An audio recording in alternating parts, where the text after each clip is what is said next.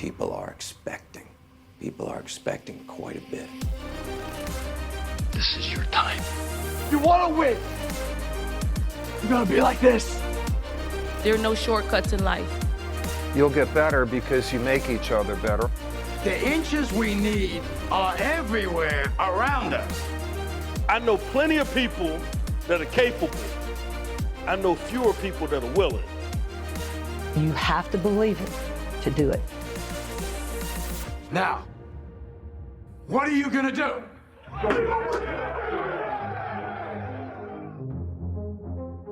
Welcome, everybody, to another episode here on our first season of Sideline Sessions on the Beat Podcast Network. It is my honor today to have Sue Humphrey as my guest. Sue has coached for Team USA at the Olympics 3 times, including as the head women's track and field coach in 2004.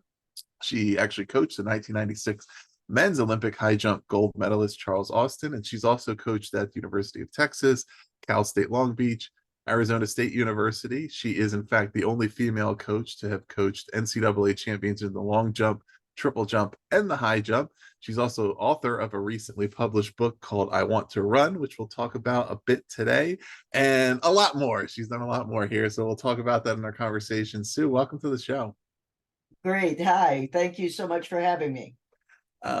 Great. Yeah, thanks for being here. And, I think even how you initially got into coaching is a great place to start, and something I'm sure that a lot of our listeners, may relate to. We may even have some student athletes listening who might be thinking about this, but I know it was, all the way back in high school, right? That you initially got interested in. How did you learn about coaching? What was that process like? And how did you kind of start to get involved in that way? Well, I definitely put the learn by doing concept together and implemented it, because back when I was in high school, we didn't have interscholastic sports for girls or women, or, this was all before Title IX. And so any activities that the females wanted to do were pretty much through the AAU, Amateur Athletic Union, or through Parks and Recreation and like play day type of things. In other words, nothing real structured interscholastic at the high school level. And so one of my friends, my freshman year, she was older and she had been running and actually was one of the top sprinters in the nation. And when we became friends, she said, "Do you want to come to practice with me?" And she was having to train at the local junior college with the men's team because, as I said, there were no women opportunities for her. And so I said, "Sure, let me see what it's like." Well, that's where the bug bit. And we started going to the junior college after school and training with the men's team. I was more of a manager type of individual because I figured out very quickly I was not going to excel athletically, but I was very intrigued with coaching and teaching and the sport. And so that's where I say I got hooked on it, and then led to coaching a youth team, girls team there in Phoenix, Arizona with the AAU, and it kind of blossomed from there. Excellent. And you referenced, in your high school days there, right, the lack of opportunities that were typically available for female athletes. And, I mentioned in my intro that you had been a coach at Arizona State. And in fact, you started that program right after Title IX was passed back in the 70s. Tell us about that. How did they approach you, or how did you get involved in kind of getting their program started there? Well, my paid job, let's say, was teaching middle school in Scottsdale, Arizona, which is about 15-20 minutes away from ASU. And so in the early 70s, when Title IX was accepted, all of a sudden, the colleges were scrambling because now they had to, by law, put into effect a program. And apparently the athletic director had been asking around and talking around, and one of my parents of one of my athletes that I worked with basically, I guess, suggested he contact me. So that was a blessing. And AD, interviewed me and so forth. And I guess because I was able to come over for a $4,000 stipend at the time, I came over after school. My principal was very cooperative because I had to clear everything with him, to leave right after school was over. and drove over to ASU and definitely started the program. I mean, our uniforms were homemade from one of the girls' grandmothers.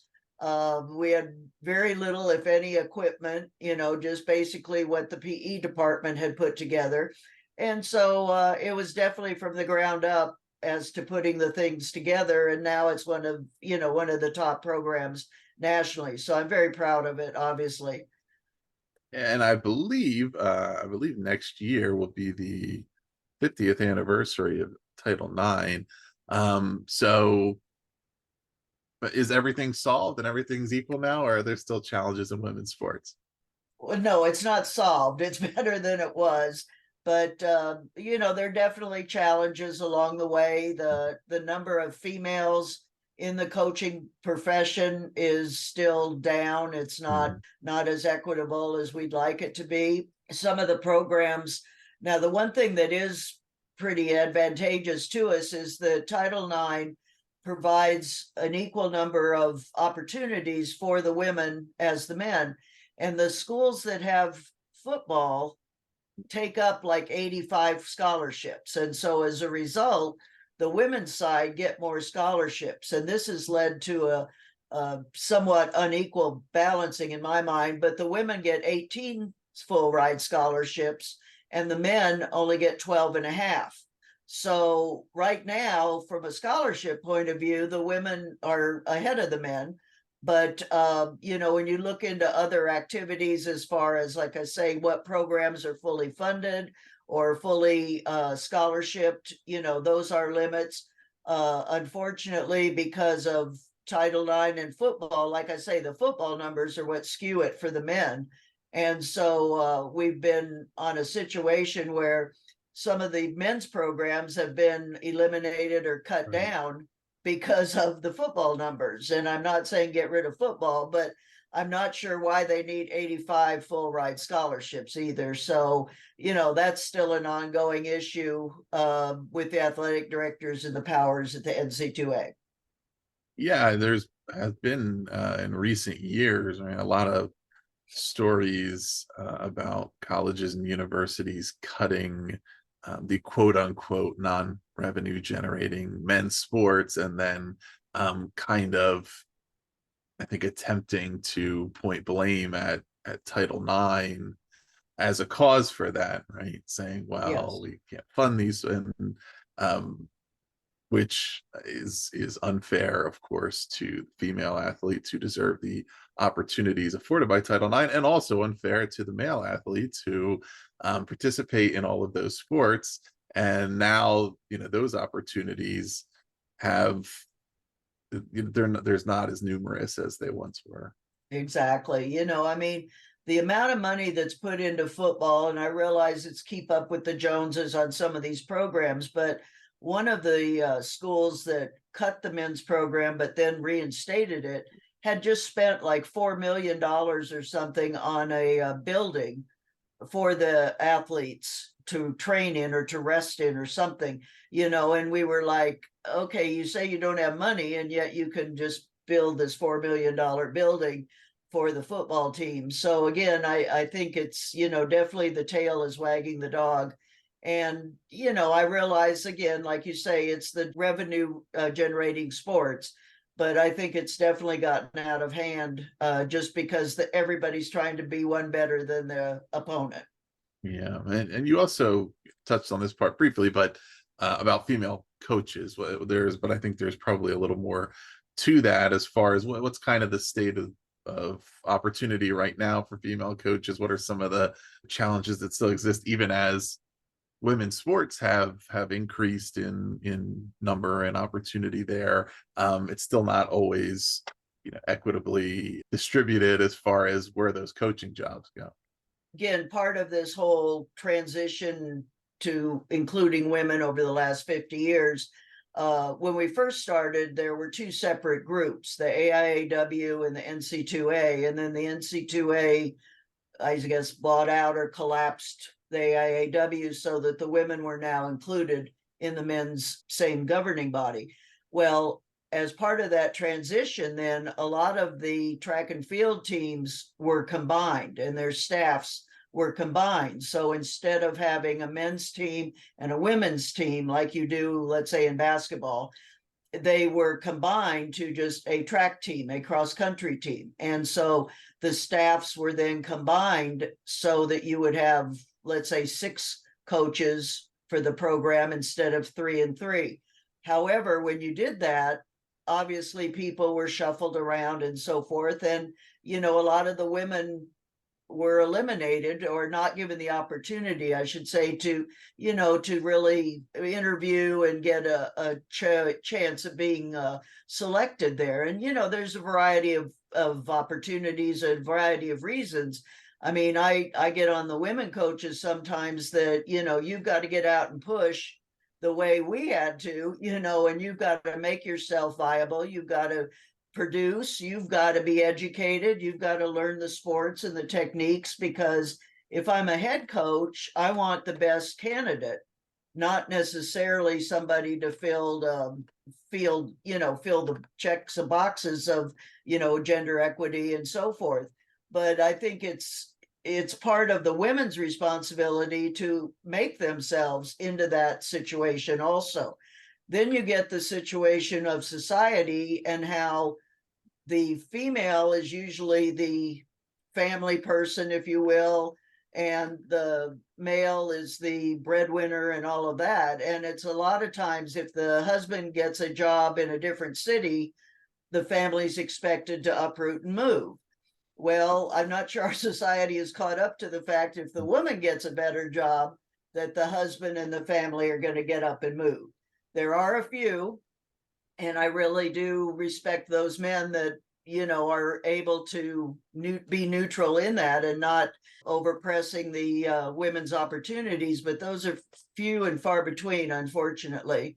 And, a lot of times the women just, again, will not be persistent enough in following through to make themselves viable. And I have a problem with that because, like in basketball, when we first started, women's basketball was almost entirely women coaches. Mm-hmm. You look at the programs now and it's very few had women coaches, and that's really too bad. Yeah. And then you make an important point about the money, right? And when the money isn't equal, it's harder to continue to prioritize the pursuit of those opportunities because financial realities might say, well, there's something pulling me in another direction here. And although there's been a lot of progress in those areas, there's still is a way to go. But I wanted to even zoom out a little bit just around coaching in general. And of course we have listeners who are going to be coaching all types of sports and many who are educator coaches. So I think this part will resonate with them. And it's this quote that I had picked out from Mike Holloway, who was the head USA men's Olympic coach in track and field in 2020. And he's the University of Florida head track and field coach. And he described you as the consummate teacher. And I wanted to check in, how does that resonate with you as a coach, right? And fit into your definition of what coaching is to you and what your objectives are around coaching. Well, as I mentioned, I started my career after college as a teacher, and, my degrees are in elementary and secondary education, PE and reading. So, there wasn't, when I came up, a coaching directive, of specific coaching diploma. And I think that's again where, to me, we are teachers. We are, the way we can evaluate our progress is how well our students that we're working with, whether it be in a classroom or in the track and field area or wherever, how well they're improving, how well they learn. I don't always measure how many All-Americans a coach has. I'm looking at more with the where that athlete was when they first came to you in the program, and then where they are each year, what their progress is. And that is teaching. That is, motivating, teaching them new skills and so forth. And I think that's valuable because these athletes will go on into their lives, their adult lives, and very, very few of them are going to be professional. I mean, let's be honest about it. We want them to be good citizens, good mothers, good fathers, and so on. And that whatever career choice that they make, that hopefully skills they've learned through track and field and through competition and being part of a team and with your input of leadership with them, that, you know, they become successful citizens for the future.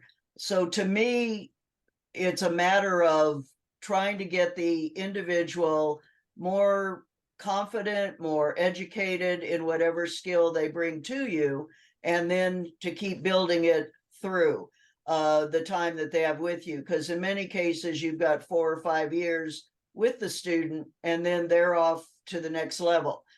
Some of us have the ability to stick with athletes after college and work with some post-collegiate athletes. And that's been very rewarding, because I've really seen recently some real progress. And as this one athlete calls it, she's adulting. She's becoming an adult, maturing through lessons that she's learned through the track and field programs and the ups and the downs of the track and field programs. So, you know, that's rewarding when you stick with an athlete long enough to see them make that progress. And so I just believe that we're here. My philosophy is that, you know, I'm here to instruct and to make them better than what they were when they came to me.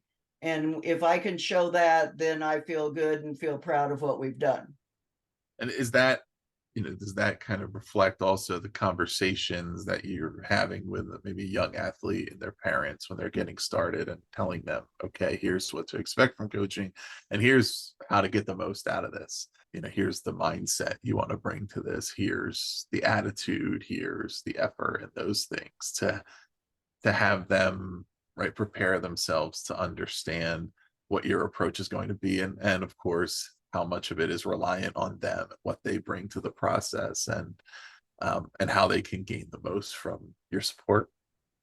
Definitely, because, you know, in today's world, at least in the US, youth sports is very prevalent all over the place. I mean, you, whether it be youth football or soccer or basketball or track or field or whatever, you know, and a lot of time you get different types of parents, and you've got to realize that these kids they belong to the parents, not to you. So you've got to definitely be sure that you're including the parent as much as possible in the program and what you're doing with the student and what your expectations are and so forth.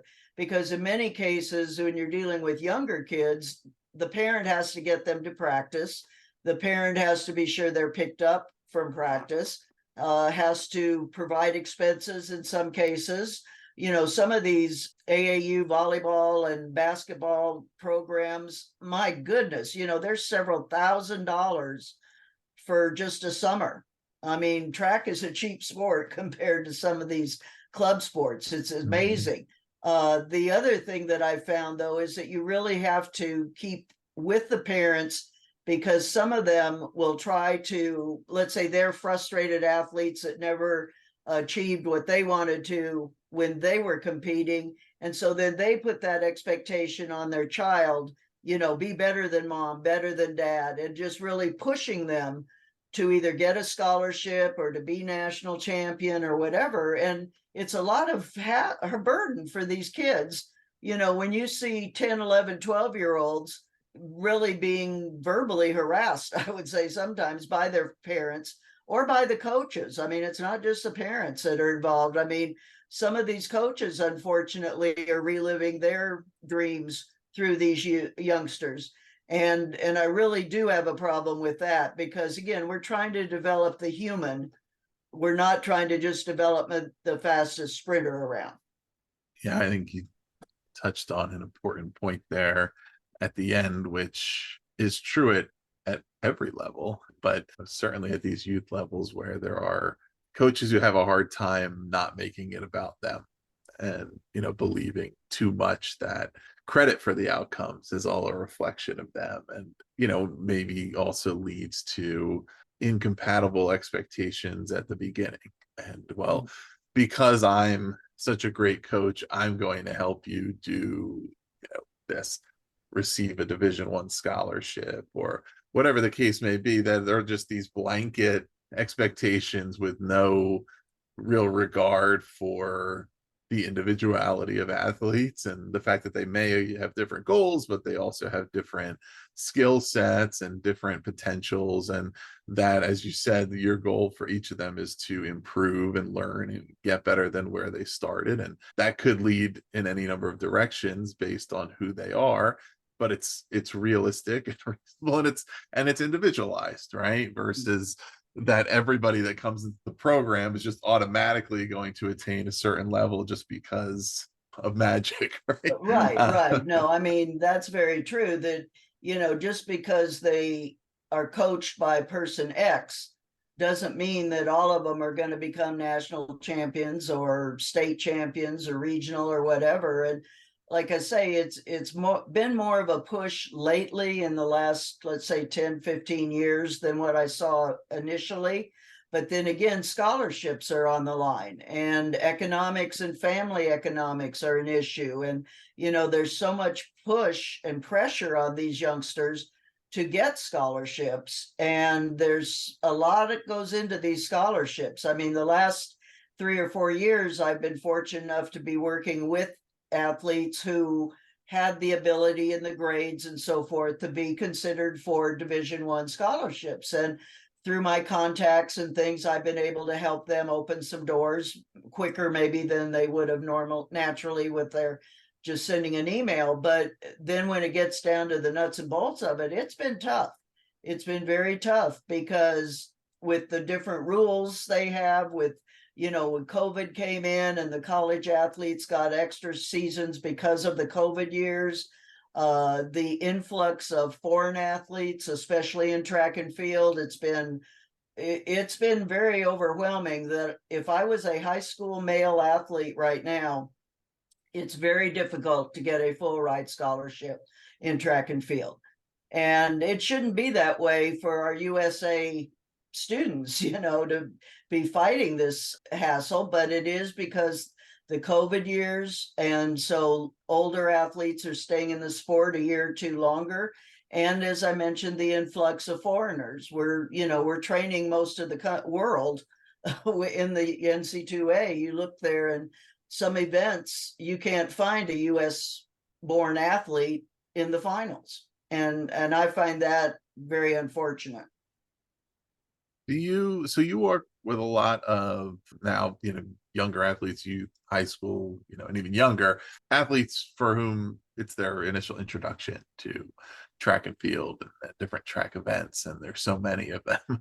What is that process like of helping those young athletes find their particular sport or event? And kind of what does that look like?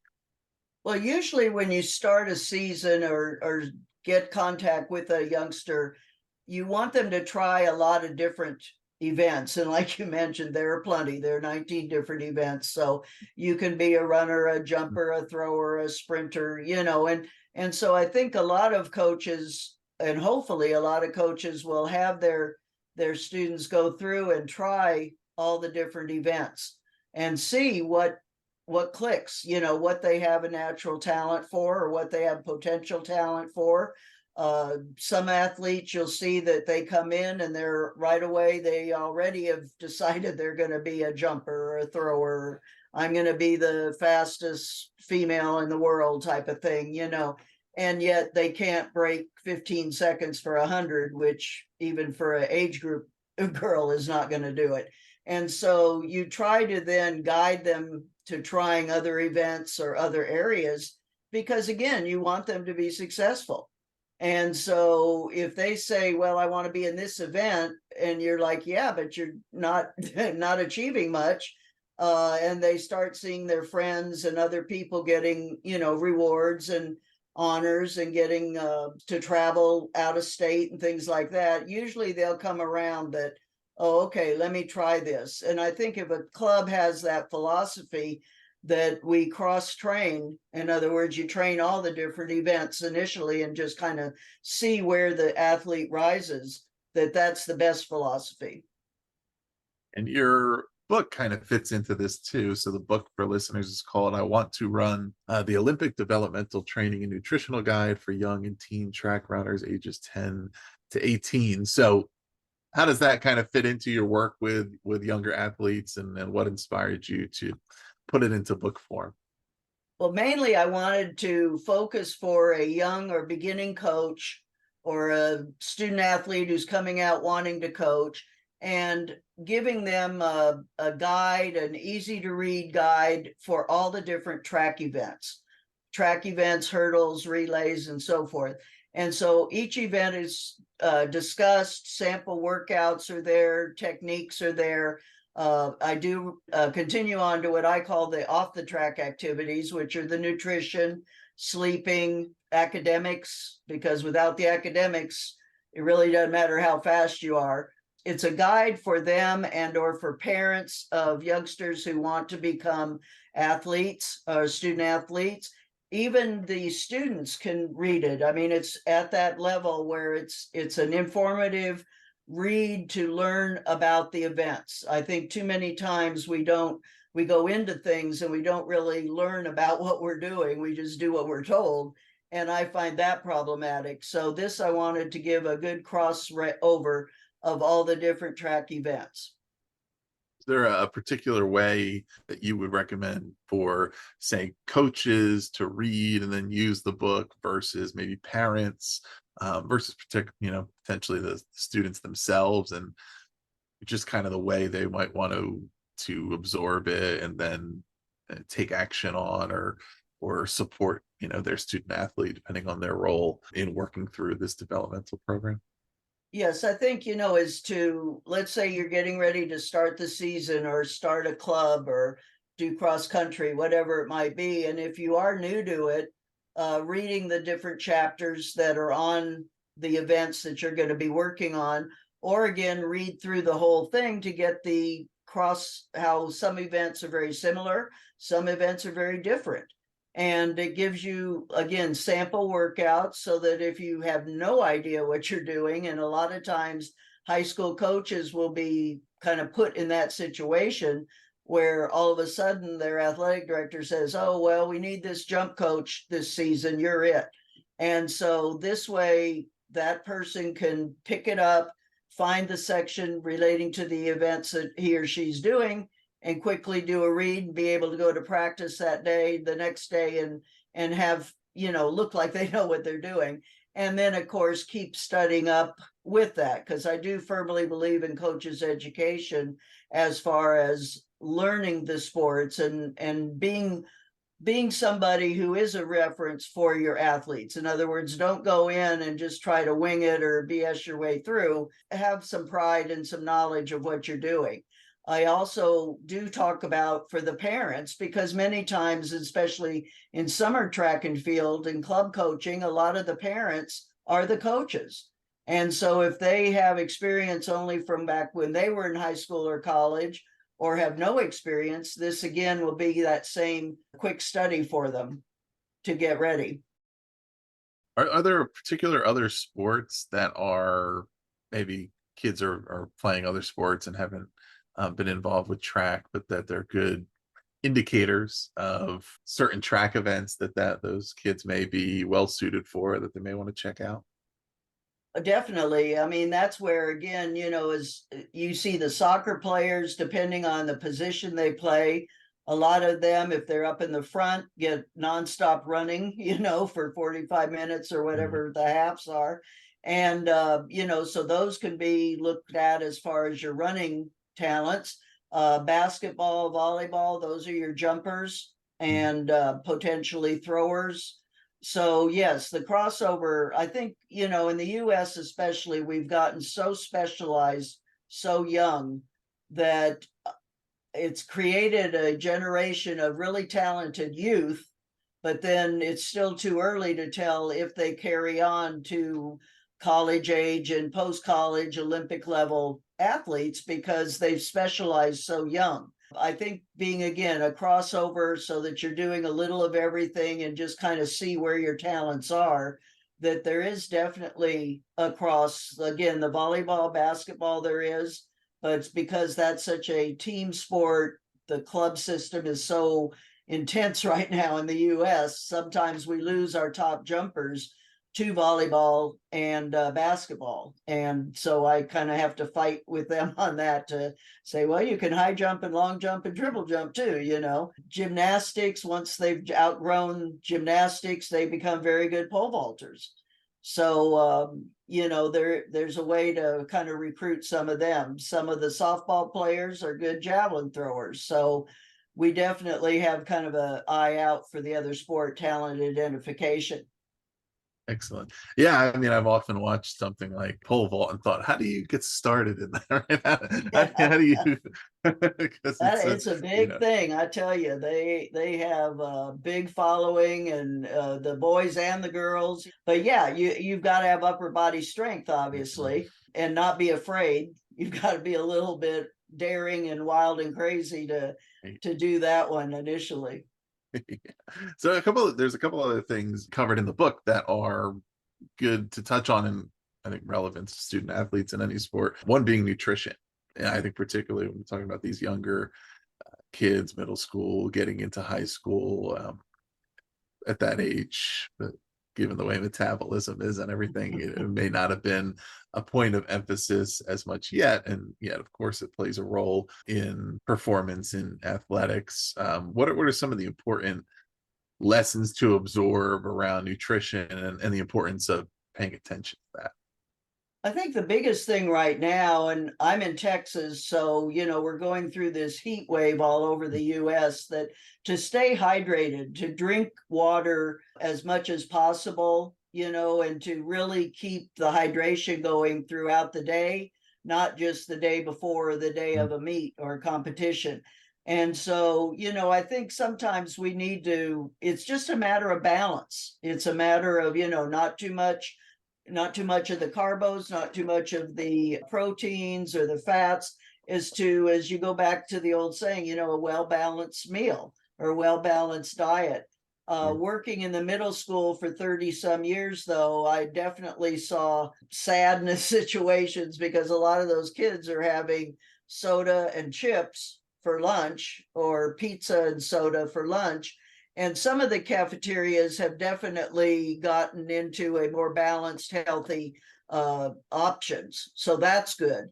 But again, the kids have to choose it, you know, and if you go through the cafeteria line and you buy just the chips that are on the counter there, the cookies, and you don't buy the regular lunch, it's kind of counterproductive. Sometimes the kids they'll bring like a granola bar or something like that to have before practice, because if you don't eat and you don't eat breakfast and then you don't eat lunch and you go out and try to do a workout, especially in the heat, you're going to get probably sick and not feel real good. And then, of course, that diminishes your love for the sport when you feel like you're going to get sick all the time. You don't want to be doing that. I think parents have a big responsibility, and yet in today's society, a lot of these kids go home to an empty house, or, you know, they don't go shopping. The parents do the shopping. And so when you look in the pantry, what's there? You know, if it's just sugar pops and junk food, then that's all you've got. So again, I think it's a family decision on being healthy and having fruits and fresh vegetables as much as possible, and just using some good common sense. It's not magic or anything like that. One thing that we do recommend, though, is after practice to get some type of protein back in your body within that first hour. And that can be some of these protein shakes. It could be half a peanut butter sandwich, something like that. Right. So that you're replenishing the body fluids and getting the muscles repaired and things like that from the workout. So that would be something that's maybe a little different than when the parents came up through their athletic career. And of course, I mean, you've been a coach at all kinds of levels. Of course, when you're working with the Olympic staff, they're going to have maybe a high level of knowledge about this, but many coaches in kind of youth sports, most people, I would say, have limits to their knowledge about nutrition. And of course, a lot of what we know about nutrition is often changing, but yet there are certain things that have held consistent over time and that we do understand. But, you know, do the coaches of these sports often have a great knowledge about the types of nutritional guidance they could be giving, or perhaps even their influence over what's made available through their programs and program budgets. Because while, right, as schools are attempting different things around the types of balanced options they can provide, and parents are doing the best they can do, there's knowledge gaps, and there's also economic factors. There's a variety of reasons why there's inequitable access to healthy meals. But a big one that just comes up and again, and this is of course why you wrote about it, is that a lot of people just don't know or understand what that looks like, and how simple it can be. Like you said, a half a peanut butter sandwich, things like that aren't, it's not complicated necessarily, but it's understanding what are good sources of protein, how do proteins and carbohydrates interact with one another, right, to form energy in the body, hydration, right, and what hydration really looks like. How much do we need to be hydrated, and what is hydration? Is it just water? Is it electrolytes? Or all these kind of things that, again, doesn't need to be complicated, but it's something that even the adults who are running these sports programs may not always be super tuned into. Right. I think the biggest thing is what you hit on is just the lack of education. And that's where I really support coaches that go out and keep their education going and learning things, not just learning how to make the kids run fast, but learning all these off the track activities too, that, the size of portions is important. As far as protein, that when you have a chicken breast, it only needs to be the size of your palm. It doesn't need to be some humongous piece of meat. Having something green on your plate, whether it be the vegetable or the salad. Watching out, with hydration, where we have these electrolyte drinks, and not against the certain companies, but when you look at the nutritional label, some of those are 30 grams of sugar. They're just heavy sugar. And so some athletes can taste that. And so we dilute it, that the value of the drink is not really negated, but the sugar content is somewhat neutralized. And so I think that's real important, is to check the nutritional labels of these products, because again, everything is being sold as this is healthy, this will get you, stronger, faster, lose weight, and all of that. Well, a lot of that is just advertising. It's not scientifically proven. And so you need to be educated or educate yourself in that, so that you aren't doing more harm to your body than just, nothing, so to speak. I think, again, it's important for the coach to explain this, or to bring somebody in to have like a parent meeting, club meeting with the kids and the parents, because we go back to it. If the child is in middle school or high school, the parents are pivotal in this as to what's available in the house. I mean, the kids just can't get up and drive to the store if they're, 14, 13 years old. Even when some of our athletes go off to college, it's very interesting, what are some of the snacks and treats that they have in their room.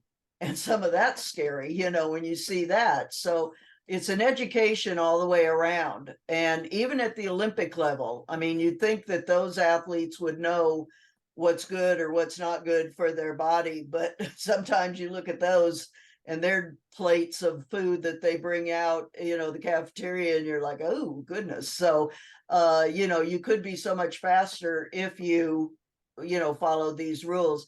The U.S. Olympic Committee has a real good site on their website. If you just Google USOC for the United States Olympic Committee and then nutrition guide, they've got some real good visuals that show you what a good plate is for nutrition, for protein, for endurance athletes or sprinters and so forth. So we give that out to a lot of our athletes and coaches at different clinics or workshops that we have. So the nutrition, as you mentioned, is always, it's kind of ongoing and changing at times, but we try to keep everybody as up to date as possible and encourage them to also, because going in with a healthy body can make the difference of, a few tenths of seconds or a few seconds and how well they recover. It's not just that performance, but how well they are putting things in their body or doing things to their body to help them recover, so they're able to train better and then therefore compete better. Right. Yeah, and understanding that these things aren't budgetarily possible at every level and at every sport, every place, but Sure. there's a reason why, really high level NCAA programs and certainly professional sports teams, right? They have chefs on staff. They provide the meal. The athletes come in, they're fed. It's all there for them. They don't have to think about it. It's Right. all prepared and done by people who understand the nutrition and the science of it and things, because the more things you have to think about, the harder it is, right? And convenience is a major fact of life in this 21st century, with how the amount of time that's available and things that it's about. What are we making accessible and available and easy to get to, and just creating those habits and routines. Another one of which, related to, but outside of nutrition, which is also sometimes made difficult by the way school schedules work, is sleep, the importance of sleep. Yes, that is so important. And, a lot of times I'll ask the parents, I'm like, take those kids' phones at night, put them someplace safe, but a lot of the kids, and these are some of my better kids actually, are up on their phones, social media, or talking to their girlfriend, boyfriend, whatever, till all hours of the night, and then have to get up for a 6 a.m. practice or 8 a.m. class. And it's ridiculous. I mean, they're tearing their body down so much and not giving it a chance to recover. I mean, we think as we get older, we don't need as much rest, but you need more. It's kind of the joke of, in kindergarten, we all had to take those afternoon naps. Right. Well, now if you were in high school, you would welcome an afternoon nap compared to what you did when you were 6 or 7 years old. So sleep is probably the most abused trait right now that we're having with our youngsters, is post collegians too, is they're just trying to burn the candle at both ends and just trying to do so much. Our society today is just push, fast, fast. But these phones and social media are definitely a problem. And I would really encourage a lot of the parents to get a handle on that, because that'll destroy those kids with are staying up all night getting online. So it's a challenge, and I don't, and kids are going to feel it in different ways. And sometimes, you don't notice how under-rested you are, right? Your body. And of course, it relates to athletic performance as well as academics and everything else. And just, ability to pay attention and engage and recover and rest, and, not just physical performance, but injury and all other things where, the body is just not properly rested and fueled, and there's such a variety of factors that something happens, and it's not always as simple as saying, oh, this happened because of this. So this happened because I didn't get enough sleep, or because I didn't eat the right thing, or whatever. But it's all those things in combination, and there is a lot of recovery time needed that isn't always also built in, I think. When you think about, I remember playing high school sports, one thing led immediately to the next, right? The first day of basketball was the day after the last football game, and then baseball started after that, and then there were summer camps, and there were no breaks in between, and no real opportunity to do that. And hopefully some of these things have gone away by now, but it was, we had the water makes you weak, was all we ever heard about that, right? And in football, and all these things that are horrible, terrible ideas that were prevalent. And the continuing education for coaches and parents and student athletes to become more and more aware of all these things is critical. Sue, I wanted to do a quick lightning round here. It's only a handful of questions here, but as we're kind of getting closer to the end, but There were some, interesting things that stood out in your bio and your work and things that wanted to touch on, and one of which is the idea of some virtual coaching. So I know this is part of your process you do. What does that look like? How is that possible? Basically, having a coach, video, we all have access to videos now with our phones. And so this is probably one of the biggest transformations that we've had over the years, is access to immediate feedback. And it's not always what you as the coach see or what the athlete feels, as much as, okay, let's see what it looks like and match that to how it felt.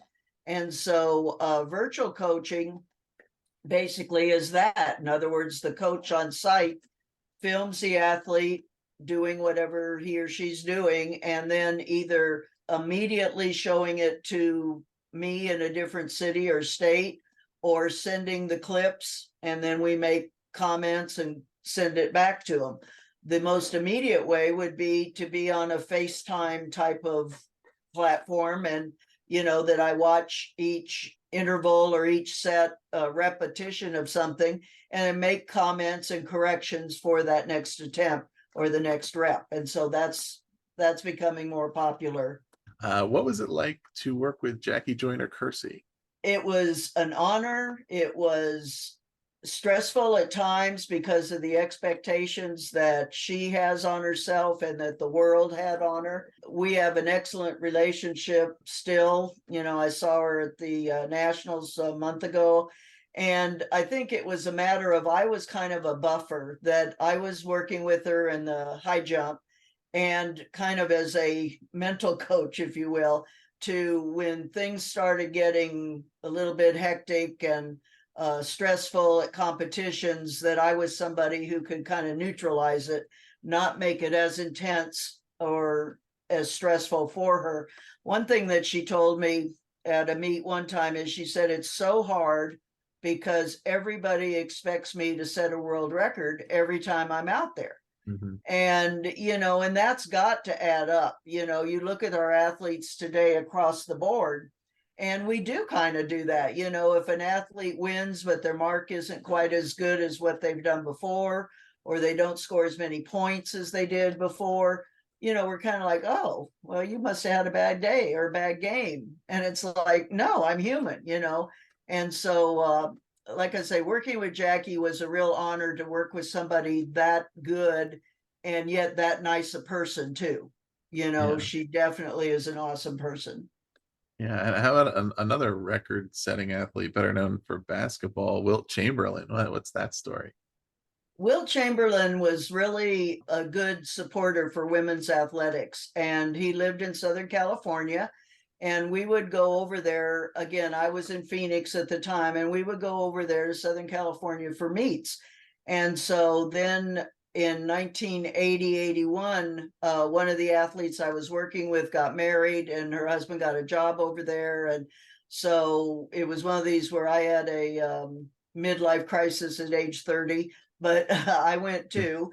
And so Wilt was the sponsor of our team, and I have nothing but positive experiences with him. He helped fund my way to meets. He helped pay for my gas to go to practice. He was very supportive and encouraging. And, there's all these different stories out there about Wilt and his lifestyle and so forth, but I have nothing but positive ones. I mean, he called me one New Year's Day at 2 a.m. And whenever you get a call at 2 a.m, you kind of panic about what's happening.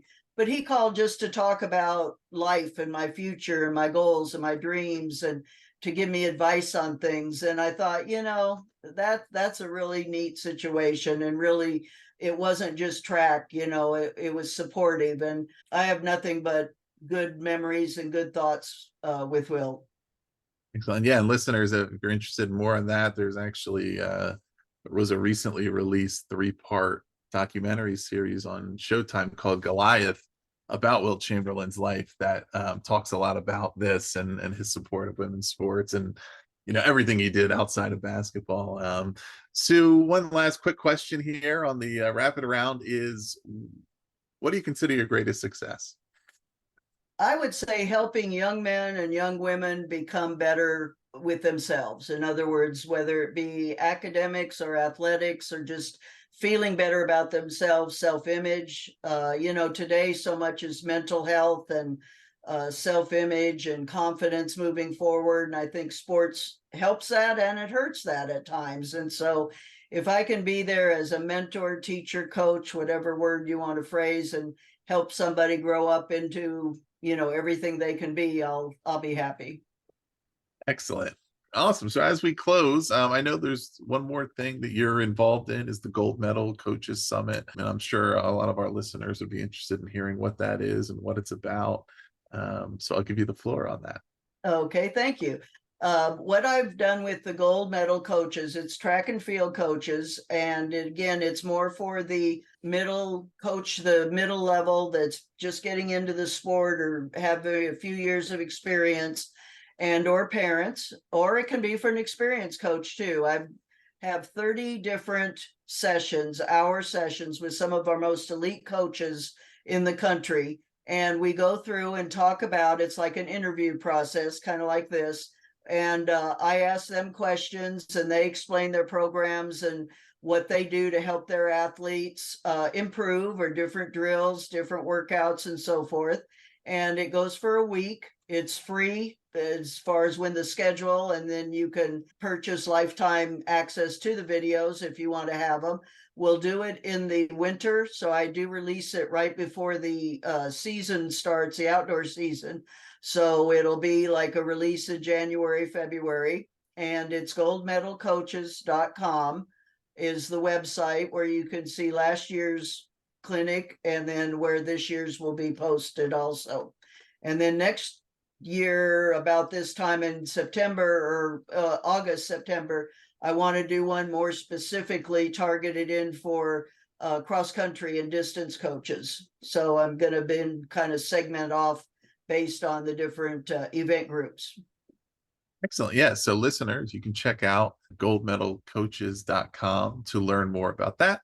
You can also check out SueHumphreyCoach.com to learn more about Sue's other coaching work. And we'll put the link to Amazon if you want to check out her book as well. So all of that is below, plus social media information and everything else. So feel free to follow up on any of that. Please do also subscribe to Sideline Sessions to hear the rest of our fall season. We're going to continue our conversations with coaches from across the sporting landscape, all levels, all sports. A lot of different voices that you're going to want to hear from. And please do also visit bpodcast.network to learn about all of our shows. Sue Humphrey, thanks so much for being with us here. Thank you. I appreciate it.